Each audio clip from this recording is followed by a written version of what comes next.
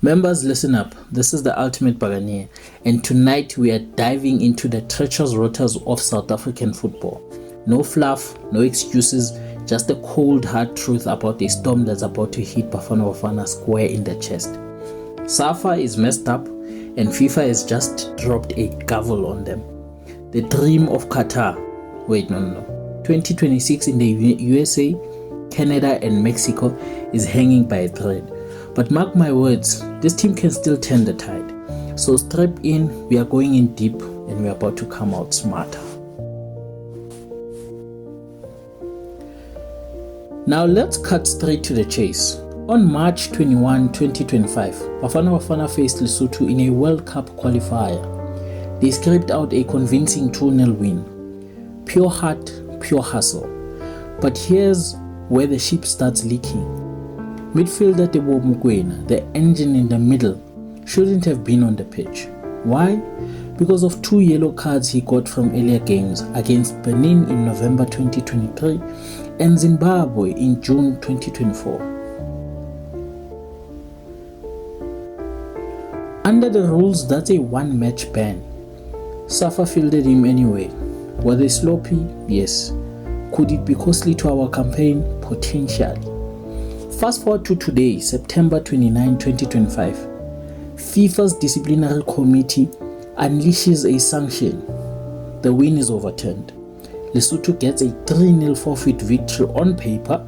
Bafana is deducted 3 points and SAFA is slapped with a 10,000 Swiss franc fine. That's about 200,000 rands.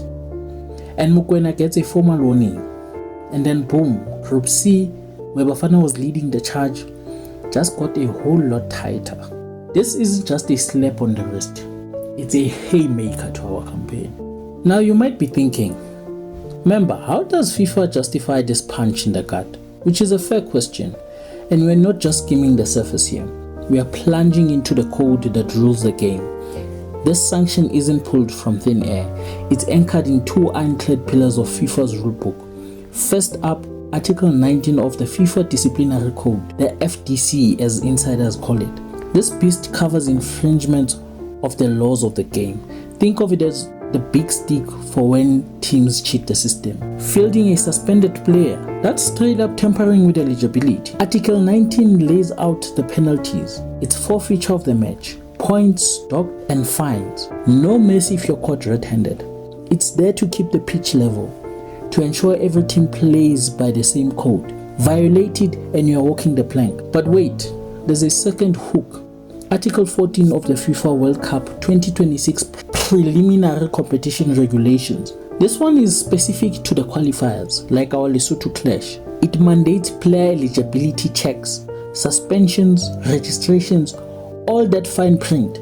Breach it and you are not just breaking a general rule, you are undermining the entire tournament's integrity. Together with these 2 articles, FIFA has a watertight case. FIFA's disciplinary committee, a panel of legal sharpshooters, reviewed the evidence, saw the infraction clear as day, and it was fired.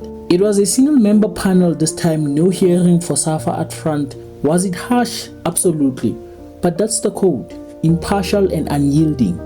Picture this, you're a captain of a ship, your navigator misses a reef on the chart. Does the sea forgive you? No, it smashes it. That's FIFA, enforcing fairness so no team sails with an unfair wind. Alright, enough gloom. Let's talk fight back. SAFA's not rolling over. They're gearing up to appeal. Step 1, this has to happen within 10 days of the decision. That's by October the 9th, 2025. They request the motivated decision. That's FIFA's fancy way of saying, give us the full story, the evidence, the reasoning. Once that's in hand, published on the legalfifa.com site, if they push it, SAFA files appeal to the FIFA Appeals Committee. That's a fresh panel reviewing the call for error in law of fact.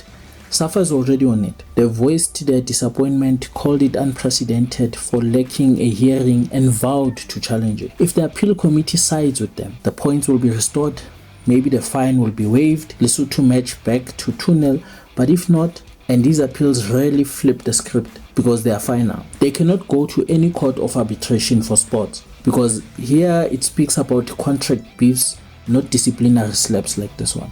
You may very well ask, what's the timeline for this process? It could drag for weeks, maybe into November, right as the qualifiers are wrapping up.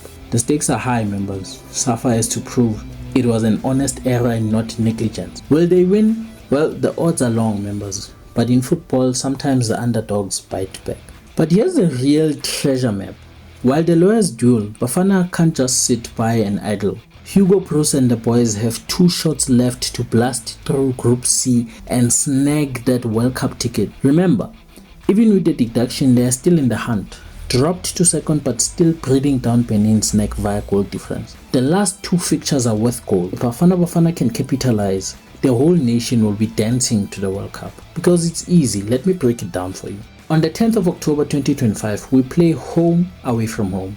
Zimbabwe, who are known as the Warriors, do not have a FIFA approved stadium, so they've opted to play their fixtures in South Africa. These are the whipping boys of the group. They are coming into this game bottom of the log after scoring only 5 goals and conceding 11 goals in the campaign. So their campaign basically is over. Bafana Bafana have no excuse but to collect all 3 points in this game. And then on the 14th of October 2025, we play our final home game against Rwanda, who are 4th on the table behind Nigeria on goal difference. Besides the match we forfeited against Lesotho, our second qualifying game against Rwanda is the only time where Bafana Bafana stepped on a banana peel. However, getting all 3 points, playing at home in this game should not be a mountain to climb. So we have 2 games, potential 6 points. Win them all and we are World Cup bound. Sanction can be damned. Benin is top of the group currently, however they have to face Nigeria and Rwanda, opponents that could cancel each other out, opening a way for Bafana Bafana. Finishing in the top 2 means playoffs at worst. Hugo Bruce says it best, we must fight for every square meter. That's the Bafana spirit, resilient and unbowed. So there it is, SAFA's sanctions, the laws that beat them, the appeal lifeline, the path to glory. Football is a brutal sea, but Bafana's got the sails to weather it. Let me know what you think of this whole SAFA mess in the comments. Can they make a successful appeal, redeem the points and take us to the World Cup?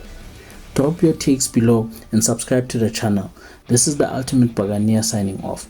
Danko, members.